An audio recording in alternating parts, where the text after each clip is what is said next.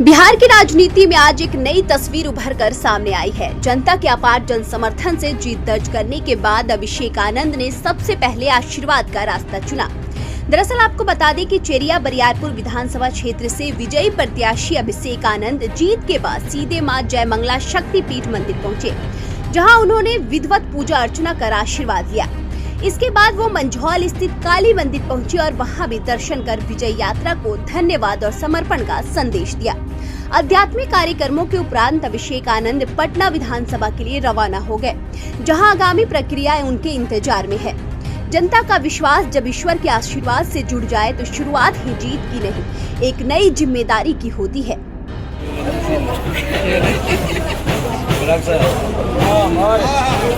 मेरा मतलब है शुरू में आई नहीं शुरू में कितना है हम तो खिंचवाते हैं शुरू में माथा वाला ठीक है। एक बार फिर से आह्वान किया जाए।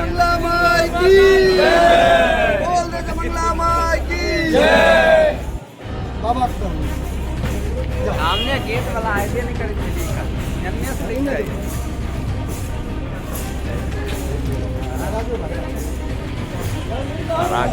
हेलो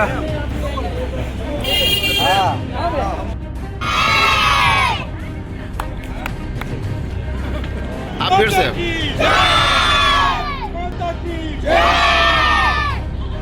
बोले माँ जुगला की। चलिए हो गया ऐसे ऐसे करो हाँ ऐसे माता की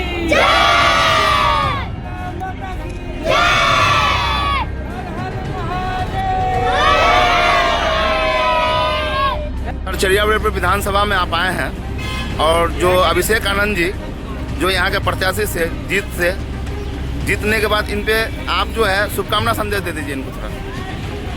सबसे तो पहले हम 141 चेरिया बरियारपुर विधानसभा के तमाम कार्यकर्ता बंधु, हमारे एनडीए गठबंधन के सभी कार्यकर्ता एवं तमाम मतदाता मालिक, उनको मैं हार्दिक अभिनंदन चंदन वंदन करता हूं कि उन लोगों की कठिन परिश्रम से ये सीट जो है हम लोग जीते हैं।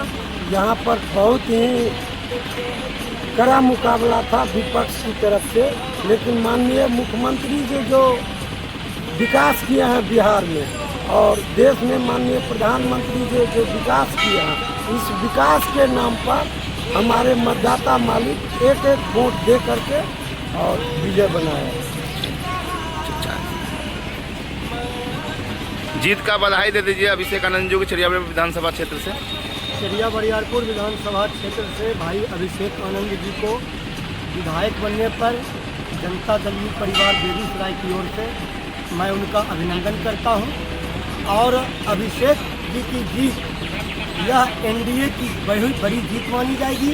हमारे नेता आदरणीय नीतीश कुमार जी के कार्यों पर यह वोट हुआ है और चेरिया बरियारपुर विधानसभा की जनता ने अपना एक युवा नेता चुन लिया है, जो दीर्घकालिक समय तक उनको एक नेता मिला है जो कि यहाँ की जनता की सेवा करते रहेंगे और मुख्यमंत्री नीतीश कुमार जी के कदम से कदम मिलाकर चेरिया बरियारपुर विधानसभा का विकास करेंगे।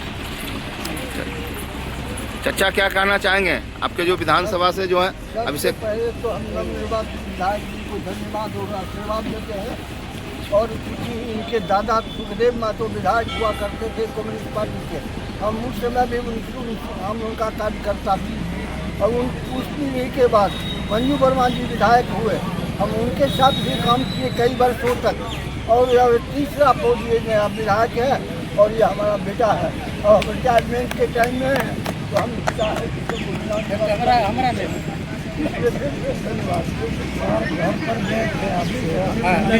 अभिषेक आनंद सहित बेगूसराय जिला के निर्वाचित सभी पांचों विधायकों को हार्दिक शुभकामनाएं एवं बधाई।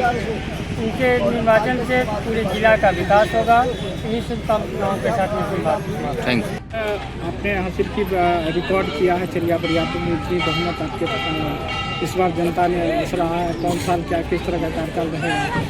बिल्कुल देखिए, वैसे तो 75,000 वोट मिले हैं मुझे, जो कि अपने आप में इस क्षेत्र के लिए किसी भी प्रत्याशी के लिए अप्रत्याशित है। किसी भी प्रत्याशी को आज तक इतना वोट नहीं मिला था हिस्ट्री में। तो यह मेरे लिए 5 साल मात्र में जो जनता ने मुझ पर भरोसा दिखाया है, ये बहुत बड़ी बात है और बहुत ही गौरवान्वित महसूस कर रहा हूँ। लेकिन इस क्षेत्र की आज के डेट में जो 2,80,000 जनता है, 2,80,000 के लगभग मतदाता हैं, अब मैं विधायक बन गया हूँ। मैं सबके लिए काम करूंगा और सबके बारे में सोचूंगा। नीतीश जी का नारा है सबका साथ सबका विकास, उसी मार्ग पर चलते हुए आगे काम करने का प्रयास करूंगा। क्या कुछ रहेगा नया आपके 5 साल कार्यकाल में जो चरिया बरियापुर में नहीं देखा है, वो इस बार 5 सालों में देखेगा? देखिए, एक तो योग्यता की बात है। मैं चीज़ों को बहुत अच्छे तरह से विश्लेषण करके यहाँ की जो ज़रूरतें हैं उसको सही जगह पर पहुँचाना और पहुँचा करके उस हक की लड़ाई लड़ना, उस पर पूरा ध्यान रहेगा।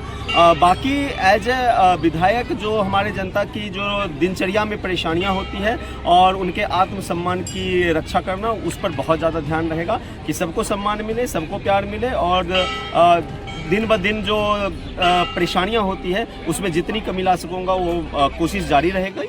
और जो पटना की बात है, तो पटना में हर डिपार्टमेंट में हम इस क्षेत्र के लिए क्या कर सकते हैं, और कहीं ना कहीं यह भार चरिया बरियापुर से भी ऊपर उठ चुका है, क्योंकि बेगूसराय में मैं जदयू का अकेला विधायक बनने जा रहा हूं। तो कहीं ना कहीं यह भार पूरे जिला के लिए भी मुझे कहीं ना कहीं किसी न किसी स्तर पर देखना पड़ेगा। 40 देशों में घूमने के बाद आप 40 दिन डोर टू डोर एक गांव गए हैं, कैसा महसूस हो रहा है? बहुत अच्छा लग रहा है। देखिए, बिल्कुल 2 अलग अलग ध्रुव है ये।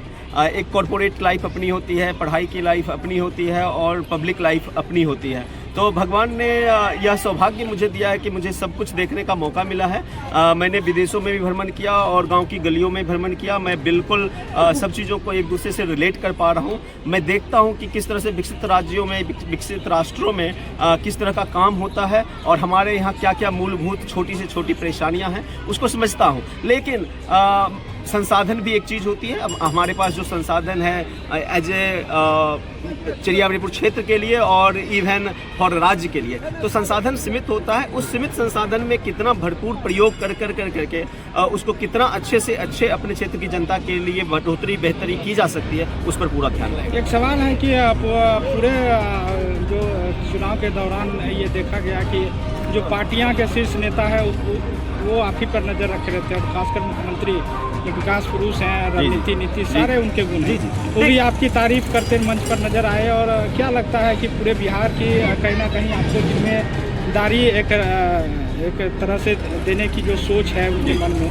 उस पर आप कितना खरा उतरेंगे और किस तरह से बिहार का डेवलपमेंट के बारे में आप उनको रणनीति या कहे तो सलाह देते रहेंगे पार्टियाँ? जी देखिए, मैं पहले भी जदयू के सलाहकार समिति का सदस्य रहा हूं और उस नाते से पार्टी के संगठन में सलाह देने का काम किया हूं। जो शीर्ष नेतृत्व है उन्होंने बिल्कुल भरोसा जताया है और मान सम्मान दिया है, और हमने भी सब जगह जहाँ पे भी हो सका है सबसे मिला हूँ और अपनी बातों को रखने का प्रयास किया है। भली भांति परिचित हैं, उन्होंने विश्वास दिलाया और सबकी बधाइयाँ आई है। पिछले 24 घंटों में जितने भी शीर्ष नेतृत्व हैं सभी लोगों ने एक एक करके बधाइयाँ दी हैं। बहुत ही उत्साहित हूँ। कोशिश रहेगी पूरी कि उनके भरोसे को भी बनाए रखूँ और नीचे जो जनता मालिक ने हम पर भरोसा दिया है उस भरोसे को भी कायम। 82 से लेकर अब तक जो परिवार का आपका राजनीतिक रहा है उसमें सबसे ज़्यादा आपने करके दिखाया है।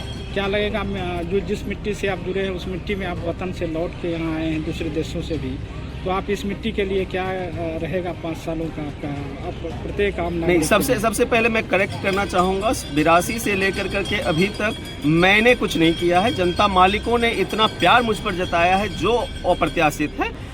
मैं अभी धूल के बराबर हूँ। मैं इस क्षेत्र से, मेरे परिवार ही नहीं, यहाँ पर रामजीवन बाबू का साम्राज्य रहा है, यहाँ पर बड़े बड़े नेता बने, इस धरती ने बड़े बड़े नेताओं को पैदा किया है।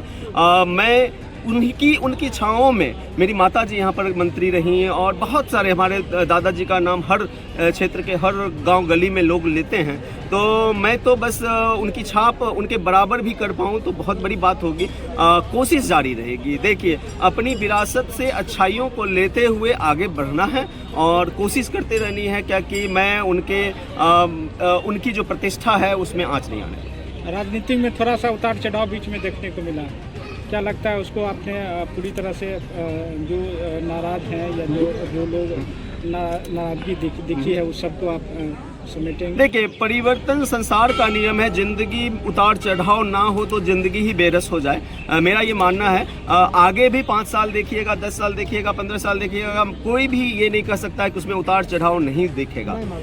मैं बिल्कुल जानता हूँ क्या कि उतार चढ़ाव आएगा, लेकिन ये जो जनता का प्यार है, कहीं न कहीं मैं इतना भरोसा दिलाना चाहता हूँ और इतना भरोसा जीतना चाहता हूँ कि उतार में वो हमारे साथ तो हैं ही हैं, चढ़ाव में तो हमारे साथ हैं ही हैं, उतार में भी उनका अनकंडीशनल प्यार मिल पाए, इसकी कामना करूँगा और उस तरह से बॉन्डिंग बनाने का प्रयास करूँगा। पहला सीढ़ी आप पार किए हैं, क्या लगता है आगे 15-20 साल की राजनीति करता है जी। पहली सीढ़ी राजनीतिक होती है और 15 साल 20 साल लगातार राजनीति जाती है। देखिए, कोशिश तो हर कोई करता है और कोशिश मैं भी करूंगा और अपने ढंग से करूंगा, नए ढंग से करूंगा। विश्वास है और जनता पे भी विश्वास है, अपनी काबिलियत पे भी कहीं ना कहीं विश्वास है। लेकिन बहुत सारी चीज़ें ऐसी भी होती है जो हमारे हाथ में भी नहीं होती है, आपके हाथ में भी नहीं होती है, समय के हाथ में होती है, समय बताएगा। पार्टियां को कितना खड़ा कर पाएंगे बेगूसराय में, क्योंकि एक सीट ही मात्र जदयू जान बचा है। देखिए, ये एक बहुत बड़ी जिम्मेदारी है और कहीं न कहीं मुझे ये बोलने में खेद नहीं है कि पार्टी में बहुत सारी संगठनात्मक सुधार की ज़रूरत है। उस ज़रूरत को ध्यान में रखूँगा। मैंने बहुत ही गहराई से चिंतन अध्ययन किया है, कुछ सुझाव हैं, कुछ बदलाव की भी ज़रूरत होगी, वो सारी चीज़ की जाएगी। जनता से लास्ट अपील क्या करना चाहिए? जनता मालिक है, जिस तरह से आपने विश्वास जताया है, मुझे मौका दिया है, मैं केवल एक मांग करूँगा कि थोड़ा सा पेशेंस रखिए। समय थोड़ा लग सकता है, बहुत सारी चीज़ें बहुत जल्द में नहीं हो जाती है, लेकिन सबों की इच्छा पूर्ति करने की पूरी कोशिश करूँगा।